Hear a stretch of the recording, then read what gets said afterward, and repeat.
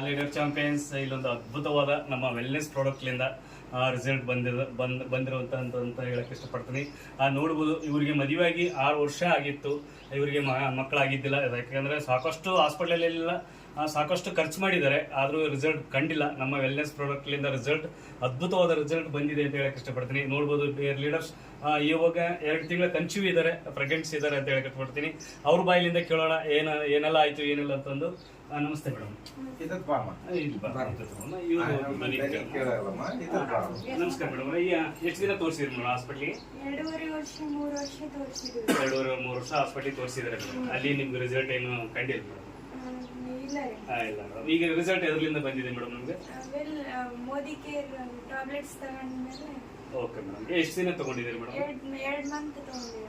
2 month ಅಂದ್ರೆ 2 ತಿಂಗಳು ತಗೊಂಡಿದ್ದೀರಾ madam? 2 ತಿಂಗಳ ತಗೊಂಡ್ರೆ ಇವಾಗ ಪ್ರೆಗ್ನೆನ್ಸಿ ಕನ್ಫರ್ಮ್ ಆಗಿದೆ ಮೇಡಮ್. ಓಕೆ.